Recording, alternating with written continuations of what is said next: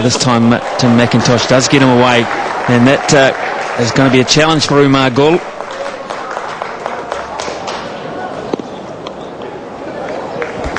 Yes, that little drizzle too in the last 15 minutes is going to make it harder for the fielding side.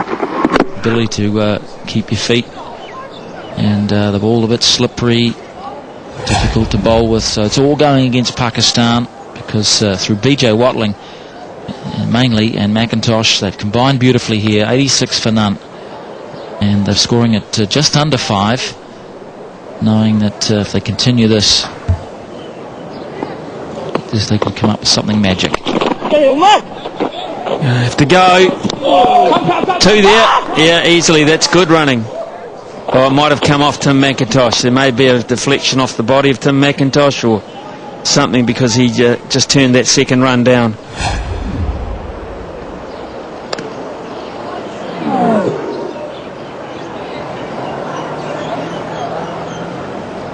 Well, I'm just not sure he thought he could get back when the ball was. It went quickly out to the boundary rider. He just thought it wasn't worth the risk. Yeah, Watling have put an extra man back at mid-wicket.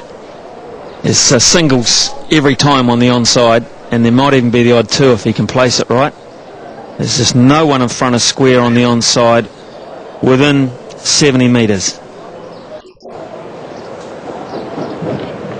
So they've got a chance here to run at Pakistan and put further pressure on them with smaller numbers.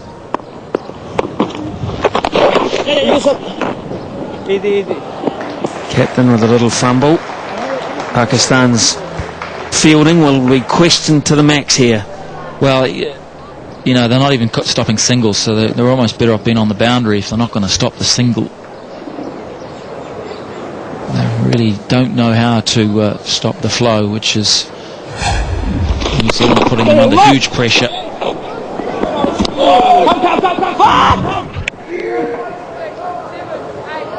Akmal's missed for the second time in 2 overs.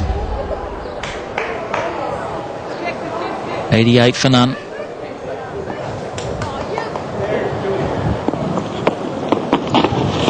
Oh, it's good stuff. So they're all back on their heels now due to this good running between these two. Oh, what is he going to do, Mohammad Yousuf here? I think he might get a break here with the weather. It's getting heavier. And he's really looking now at the umpires. He's looking at Billy Dockrove. He's looking at Rudy. They're looking at each other. The captain is far from happy. And still they stay out there.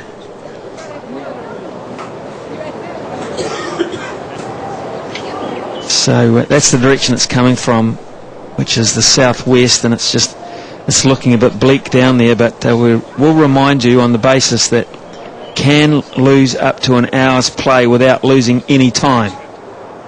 60 minutes.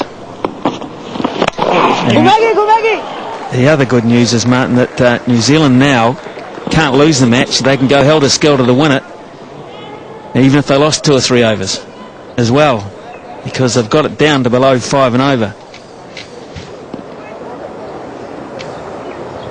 Well, another problem here, Smithy, that Mohammad Yousuf has is that his key bowler here, which is Danish Canaria, is now having to operate with a wet ball the longer they're out there. So it's harder for him to control it. The ball's going to start skidding. He won't be able to use his variations as well.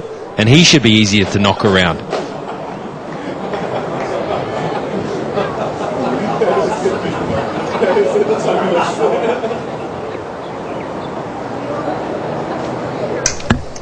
Yes, so it's called experience.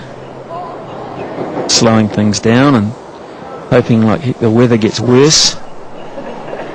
As Pakistan winning this game is gone. New Zealand winning the game is now the most likely scenario if the weather stays good. So if you've got a bet on the draw, you play for the rain and pray for the rain as well. And if you haven't and you're on New Zealand, you hope it goes away. 90 for none.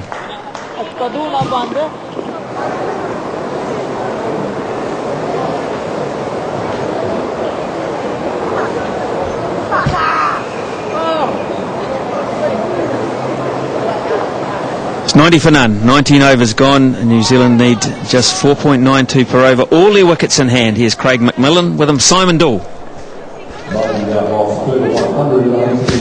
Thank you, Smithy. Wow, it's all happening at the moment. Look at that rain. I actually feel a little bit for Pakistan here, Macca, because we went off yesterday and it was a lot lighter. The rain was a lot less than what it is right now. So the umpires, unfortunately, are now just looking at the state of the game. They're saying we've got to go. Yeah, I think it's very unfair. Yeah, absolutely. Very unfair. And they finally, that rain coming down a bit heavier, decided to leave the ground, because you're right, Simon, they left yesterday and it wasn't anywhere near as heavy now, and he's very angry, Mohammad Yousuf, and rightly so, I feel, in this instance. Yeah, it's steady rain. It has been for about 10 minutes, so the ball has got a little damp. The outfield's got very damp. And Mohammad Yousuf's just saying, well played, to BJ Watling. Very friendly, it's all good. And they know, they see the joke of it, Daniel Vettori and the New Zealand side. They're just saying to themselves, well, we went off and it was a lot lighter yesterday.